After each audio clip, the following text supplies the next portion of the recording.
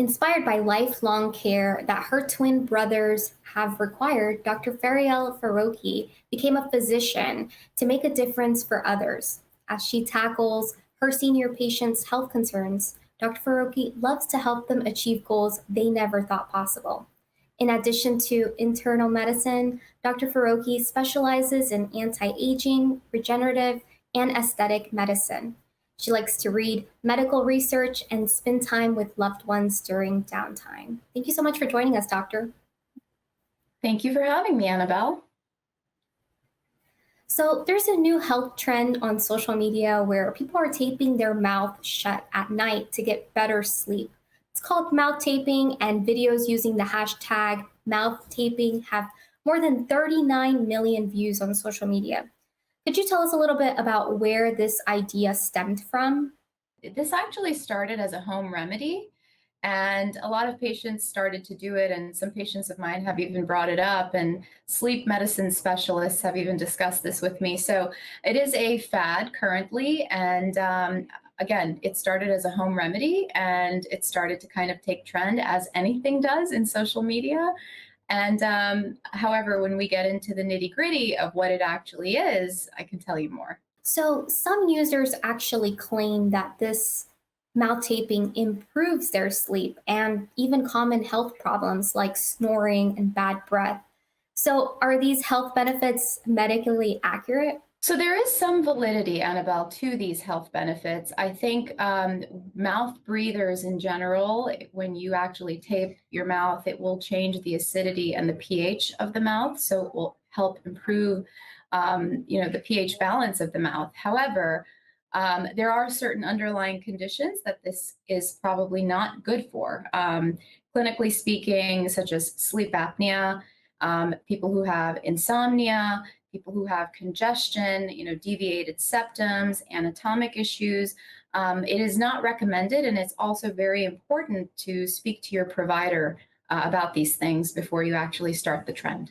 Are there, for example, benefits to people who snore specific? I know you're saying that there might not be, but is there a possibility there? Actually, no. So the research shows, and there are some studies out there that can quote that it will help improve snoring. But what it's actually doing is it can actually affect the amount of oxygen you're taking in. And snoring is one of our telltale signs and something we look for when we look for patients who have sleep apnea.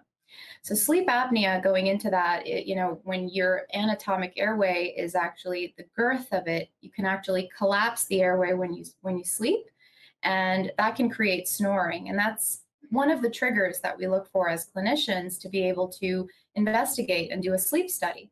And sleep studies can be done comfortably at home, or they can be done in a sleep center, but you should talk to your primary care provider to set that up. And it's very important that sleep apnea gets diagnosed because it's related to a lot of underlying conditions, can worsen things such as blood pressure, diabetes, heart disease.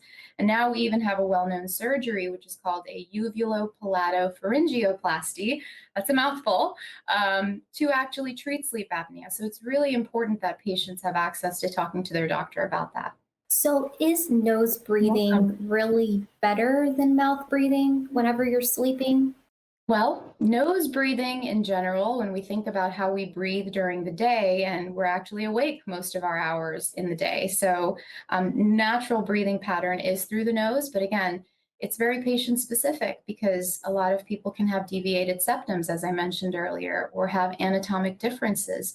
Actually, when you look at anesthesiologists, and if you're about to intubate a patient, if you're about to put a tube down their throat, they have to study the anatomy and how wide the opening is. So everyone's anatomy is actually very different. And it's hard to say if this is actually a good practice, but it's more important to speak to your primary care provider, have access to talking to them, and perhaps even their cell phone number, as some practices encourage. I know I'm specifically a mouth breather because I wake up sometimes with a sore throat or I just wake up sneezing. So, are there any health problems linked to mouth breathing? There can be a multitude of health problems. Obesity is one of the reasons why patients would tend to mouth breathe as well, but such as congestion and allergies, and again, sleep apnea is our most worrisome one. So that is definitely something that can lead to long-term morbidity and even mortality. So it's really important to be able to talk to your doctor about it and tailor it to who you are and what your underlying medical conditions are. Are there any signs in a specific that people might know whether if they're a nose breather or a mouth breather that they can maybe use this video to relate? One of the signs is if you wake up in the morning and you're very, very thirsty, if you wake up with a sore throat, your mouth breathing, a metallic-y taste in the mouth could be another thing. However, that's been more associated with reflux, but I've seen that in mouth breathers as well.